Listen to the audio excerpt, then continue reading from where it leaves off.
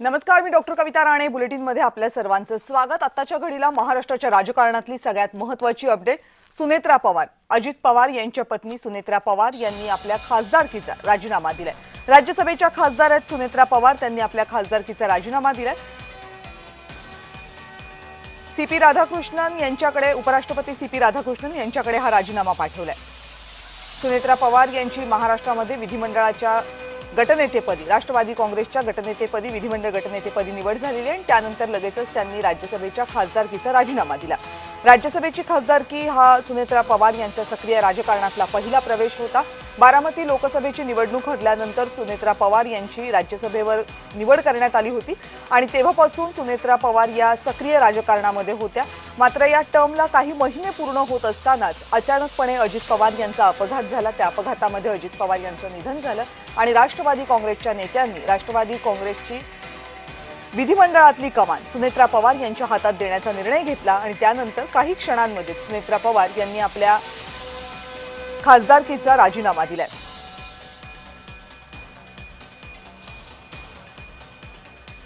एखादी घटना राजकारणाचा पट किती पलटू शकते, किती वेगानं पलटू शकते याचं हे उदाहरण आहे. कारण ज्या दिवशी अजित पवार यांचा अपघात झाला त्या दिवशी संसदेचं अधिवेशन सुरू होत होतं आणि याच अधिवेशनामध्ये सहभागी होण्यासाठी सुनेत्रा पवार या दिल्लीमध्ये होत्या. त्या दिल्लीमध्ये असतानाच त्यांना अपघाताची माहिती मिळाली आणि त्यानंतर त्या बारामतीमध्ये परत आल्या आणि त्यानंतर घडामोडी इतक्या वेगानं घडल्या की पुन्हा एकदा दिल्लीमध्ये जाऊन आपलं पद सांभाळणं हे सुनेत्रा पवार यांना शक्यच झालं नाही. त्यांनी आपल्या पदाचा राजीनामा दिलाय आणि आता त्या जबाबदारी सांभाळतील महाराष्ट्रातल्या विधिमंडळ गटनेतेपदाची.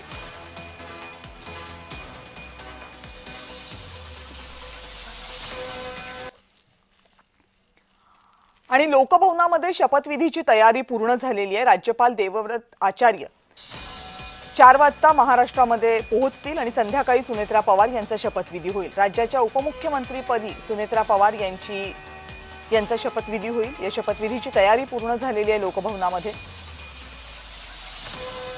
ज्याला आपण राजभवन म्हणायचं. त्याचं नामकरण आता लोकभवन असं झालेलं आहे. त्यामुळे लोकभवनामध्ये आता सुनेत्रा पवार यांचा शपथविधी होईल.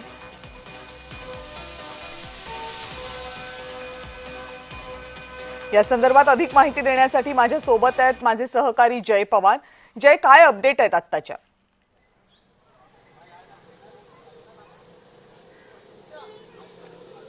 निश्चितच महाराष्ट्रातील राजभवन, लोकभवन मानलं जाणारं या ठिकाणी खरं तर उपमुख्यमंत्री पदाची सुनेत्रा पवार हे शपथ घेणार असल्याची माहिती मिळत आहे. 5:10 खरं तर हे सर्व नेते जे आहेत ते या ठिकाणी शपथविधीसाठी हजर होतील आणि आता राज्यपालांना आणण्यासाठी खरं तर त्यांचा ताफा जो आहे तो हा राजभवनातून निघालेला आहे आणि थोड्याच वेळात हे सर्व नेते जे आहेत ते राजभवनामध्ये पोहोचतील आणि राज्यपाल असतील, मग त्यासोबत मुख्यमंत्री देवेंद्र फडणवीस, उपमुख्यमंत्री एकनाथ शिंदे आणि सर्व नेते आणि त्याचबरोबर मंत्रिमंडळातील सर्व मंत्रीसुद्धा ह्या शपथविधीला उपस्थित असल्याची माहिती मिळते. आणि सुनेत्रा पवार हे पहिल्या उपमुख्यमंत्री पदाची शपथ घेणार असल्याची माहिती मिळते आणि त्यामुळे आता त्यांची सर्वात प्रथम राष्ट्रवादी पक्षाच्या गटपदी निवडसुद्धा झाली आणि यानंतर आता थोड्याच वेळात ते उपमुख्यमंत्री पदाची शपथसुद्धा घेतील आणि त्यामुळे राजभवन बाहेर जे आहे ते आता पोलिसांचा बंदोबस्त जो आहे तो तैनात करण्यात आला आहे आणि सुरक्षेची खातिरदारीसुद्धा आता पोलिसांकडून घेण्यात येत आहे. ज्याच लोकांना आमंत्रित केलं आहे त्याच लोकांच्या गाड्या या तपासणी करून जे आहे ते पोलिसांकडून सोडण्यात येत आहे. त्यामुळे या शपथविधीपूर्वी पोलिसांचा बंदोबस्त जो आहे तो तैनात असल्याचं आपल्याला राजभवनच्या बाहेर पाहायला मिळतं.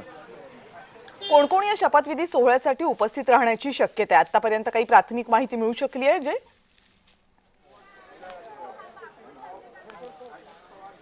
नक्कीच उपमुख्यमंत्री पदाची शपथ हे सुनेत्रा पवार घेणार आहेत आणि यांच्यासोबत त्यांच्या पक्षातील सर्वच नेते आणि पदाधिकारी, मग त्याचबरोबर आमदार खासदार सुद्धा हे यावेळी उपस्थित असणार आणि त्यामध्ये प्रामुख्याने महाराष्ट्रातील जे मंत्रिमंडळातील सर्व मंत्री आहेत हे सुद्धा यावेळी उपस्थित असणार आहे. त्याबरोबर प्रामुख्याने राज्यपाल असतील, त्याचबरोबर मुख्यमंत्री देवेंद्र फडणवीस, उपमुख्यमंत्री एकनाथ शिंदे आणि काही विरोधी पक्षांचे नेते सुद्धा यामध्ये उपस्थित असल्याची माहिती जी आहे ते मिळते आणि त्यामुळे एक हा जो उपमुख्यमंत्री पदाची शपथ घेण्याचा सोहळा आहे हा राजभवन इथे या सर्वच मान्यवरांच्या उपस्थितीमध्ये पार पडणार असल्याचं समजून येत आहे.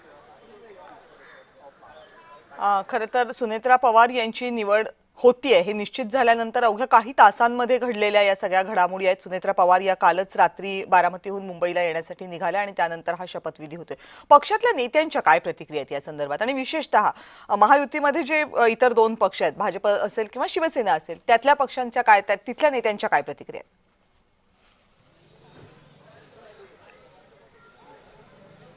नक्कीच अजित पवार यांच्या निधनानंतर खरं पाहायला गेलं तर सर्वच राष्ट्रवादी पक्षातील कार्यकर्ते किंवा पदाधिकाऱ्यांची हीच भूमिका राहिली होती की अजित पवार यांच्या नंतर आता पक्षाचं नेतृत्व हे सुनेत्रा पवार यांनी सांभाळावं. त्याचबरोबर त्यांचे पार्थ पवार आणि जय पवार यांना सुद्धा काही जबाबदारी देण्यात यावी आणि त्यामुळे या सर्व पदाधिकारी किंवा कार्यकर्त्यांच्या भावना ज्या आहेत ते एकत्र पाहता भावना पाहून जे आहे ते या ठिकाणी आज सकाळपासूनच अजितदादांच्या देवगिरी निवासस्थानी बैठका ज्या आहेत ते सुरू होत्या. मग यामध्ये प्रामुख्याने सुनील तटकरे असतील किंवा इतर सर्व मान्यवर हे त्या ठिकाणी उपस्थित आणि यांच्या नेतृत्वात ही संपूर्ण बैठक पार पडली आणि त्यामध्ये सुनेत्रा पवार यांना राष्ट्रवादीचा गटनेता म्हणून निवड करण्यात आली आणि त्याचबरोबर उपमुख्यमंत्री पदाची शपथ सुद्धा आता सुनेत्रा पवार हे घेण्यात असल्याचं कळतं आणि त्यामुळे एकूणच महायुतीमधील सर्वच नेत्यांच्या भावना ज्या आहेत ते सुनेत्रा पवार यांच्या बाबतमध्ये सकारात्मक असल्याचं पाहायला मिळतंय. कारण ज्याच वेळी अजित पवार यांचं निधन झालं होतं त्यावेळी सुद्धा आपण पाहिलं असेल की मुख्यमंत्री देवेंद्र फडणवीस आणि उपमुख्यमंत्री एकनाथ शिंदे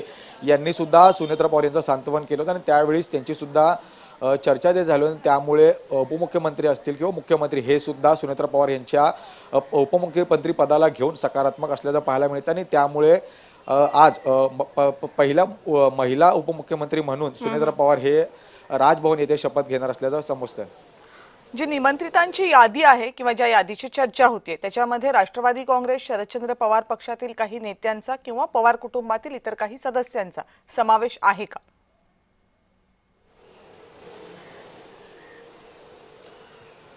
नक्कीच आपण पाहायला गेलं तर राष्ट्रवादी काँग्रेस पक्षाचे सर्व जे प्रमुख नेते आहेत मग त्यामुळे प्रदेशाध्यक्ष सुनील तटकरे असतील, हसन मुश्रीफ असतील, धनंजय मुंडे असतील, सर्व मंत्री महोदय जे आहेत ते ह्या सर्व पक्षातील जे कोणी मंत्रिमंडळातील मंत्री आहेत हे सर्व उपस्थित असणार आहेत आणि प्रामुख्याने त्याचबरोबर शरद पवार राष्ट्रवादी शरद पवार पक्षाचे सुद्धा काही नेते उपस्थित राहणार का हे पाहण्याचं महत्त्वाचं असणार आहे. कारण जे यादी आहे या यादीमध्ये तरी नावं जी आहेत ते ही सर्वप्रथम प्रमुख मान्यवर म्हणजे मुख्यमंत्री, राज्यपाल, उपमुख्यमंत्री आणि सर्व मंत्रिमंडळातील मंत्र्यांची नावं जी आहेत ते असल्याचं पाहायला मिळतं आणि त्याचबरोबर काही आमदार आणि खासदार यांची नावं जी आहेत ते नोंदवण्यात आली आणि त्यामुळे अशी काही जी लोक आहेत, नेतेगण आहेत हे आता काही वेळातच यायला सुरुवात होतील आणि 4 वाजल्याच्या सुमारेच ह्या सर्व प्रक्रियेला सुरुवात होईल आणि 5 वाजून 10 मिनिटाचा कुठेतरी मुहूर्त लागला आणि ह्या मुहूर्तावरती सुनेत्रा पवार हे उपमुख्यमंत्री पदाची शपथ घेणार आहेत. धन्यवाद जय, तुम्ही दिलेल्या सगळ्या सविस्तर माहितीबद्दल. यानंतरच्या अपडेट जाणून घेण्यासाठी तुमच्याकडे येऊच तर लोकभवनामध्ये आज संध्याकाळी 5 वाजता सुनेत्रा पवार यांच्या शपथविधी